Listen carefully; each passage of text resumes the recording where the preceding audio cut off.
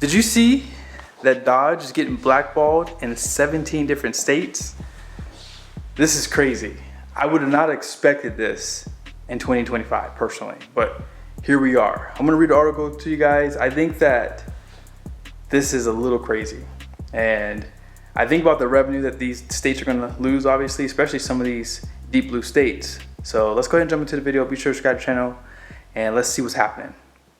I found this article on caranddriver.com, and here's the title for it. And it says down below, as Dodge re-embraces the V8, the iconic Hemi motor has proliferated across the Durango lineup for 2026. The base Durango GT no longer packs a 295 horsepower V6, instead swapping in the 360 horsepower 5.7 liter 8-cylinder engine. The RT, meanwhile, upgrades to the 6.4 liter 392 Hemi V8, while the Hellcat returns atop the range. But now reports have emerged that not all of these V8 powered Durangos will be available everywhere in the United States. The Durango RT and Hellcat will not be sold in states that follow the California Air Resources Board emissions regulations, a Dodge spokesperson confirmed to Car and Driver. When I lived in Maryland and I worked at a dealership, we had to make sure every car that we were dealer exchanging had the compliance for the emissions. So it had to have the CARB compliance. And so sometimes people would just skip our dealership and just go buy a car elsewhere if we couldn't find one the way they wanted it. So in my humble opinion, these states could be potentially pushing their residents outside of the state. I do know for Maryland, because this is something that kind of popped up, I'm sure you can buy a Hellcat or RT outside of the state simply because you don't have a Maryland state inspection on new cars. Now, as far as the emissions go, I don't think they really even check anything. I think they really just check in Maryland, unless things have changed. They only checked for like check engine lights, things like that. But they weren't checking catalytic converters and stuff like that. At least on my cars they didn't. This means these high-powered SUVs won't be available in the following 17 states: California, Colorado, Connecticut, Delaware, Maine, Maryland, Massachusetts, Minnesota, Nevada, New Jersey, New York, Oregon, Pennsylvania, Rhode Island, Vermont, Virginia, and Washington. As we prepare to begin production of the Durango SRT Hellcat jailbreak later in Q4 and open for orders of the Durango RT 392 by the end of the year, we continue to work with CARB on opportunities to sell these two powertrains in all states alongside the 5.7 liter Durango GT, a Dodge spokesperson said. The reasoning behind this is simple. The 6.4 liter 392 Hemi and 6.2 liter Hellcat engines don't currently meet CARB's emission standards, so they would have required extra modifications to be legal in those states. Instead of doling out the cash to adapt the V8 engines, Dodge is deciding to just limit the states in which it sells its most potent Durangos. The 5.7 liter engine, however, is good to go in CARB states, meaning Dodge will still be able to sell the base 2026 Durango GT in the entire country. The 2026 Durango GT and Durango Hellcat are available to order now and will reach dealerships in the fourth quarter of this year, while order books for the RT will open later. Prices for the 2026 Durango GT start at $44,490, a $4,000 increase over 2025, while the Durango RT's price tag of $51,990 is unchanged from 2025. The 2026 Durango Hellcat requires $81,990, which is actually a $5,000 discount versus last year. Now I know what some of you guys are thinking. This isn't a Toyota Highlander. It's not selling at the numbers for it to really matter, right? Well, let's discuss that for a second.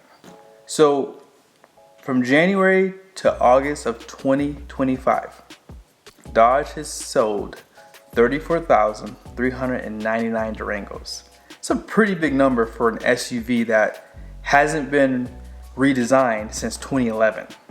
Now, if you don't remember, the Durango came out in 97 as a 98 model for the first generation. Then it got redesigned for a second generation. I can't remember when exactly, but in 2011 is when it got redesigned with the current model that we have today. So obviously the reason why people buy this SUV is because of the cost effective of the outgoing V6. But the reality is, it's the only midsize SUV that you can get a V8 in.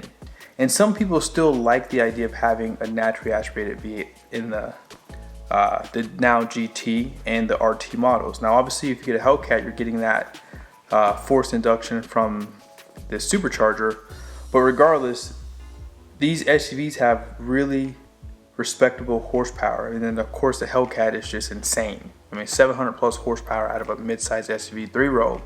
So people are looking for that. And I think with them dropping the price down $5 grand on the Hellcat, it really is a bargain. You just have to overlook the dated interior and the fact that it hasn't been redesigned in what is that, 2011 till now? What is that, 14 years? Oh my goodness, that is a long time.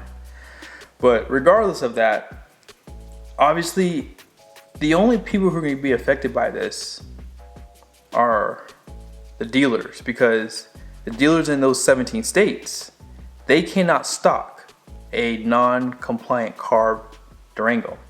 So if someone wants to buy a Durango, if they live in a state where they don't have to do emissions, or if they live in a county that doesn't require emissions, they can still go out and buy a new Dodge Durango Hellcat or RT and support another dealer economy in another state. So I think this is kind of where these states need to be more relaxed. You have people driving through these states without catalytic converters at all, right? So if you're trying to take a stand in the name of CARB, I think it's a stupid stand, because you're affecting people and their ability to buy what they want in your state.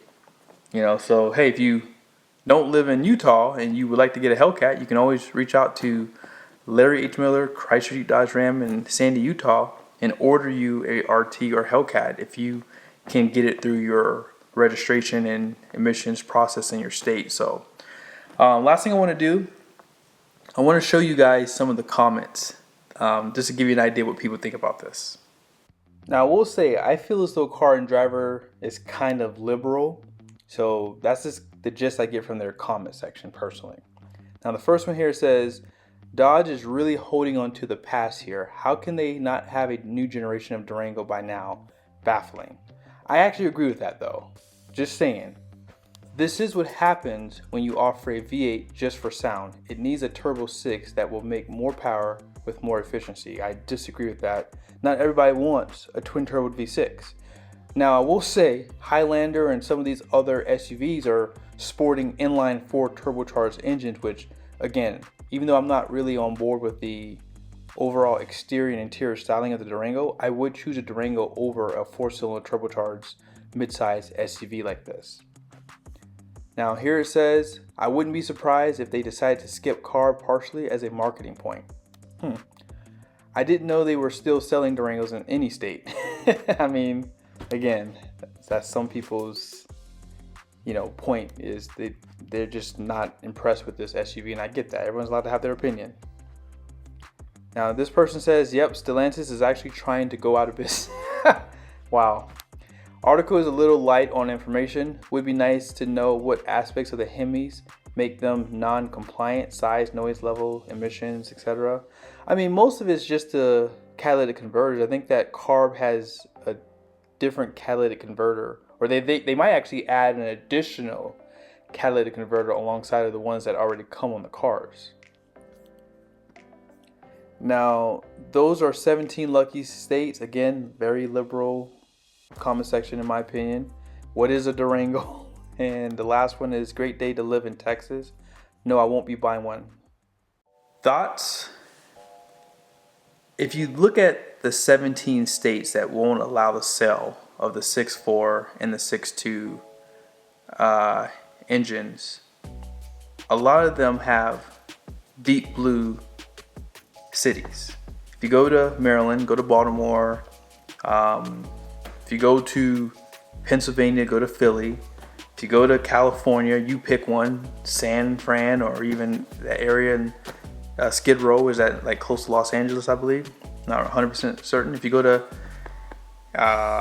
Portland, Oregon, or if you go anywhere in Washington, like not anywhere, but if you go to some places in Washington, there's just so much pollution all the trash on the ground. People are just disgusting.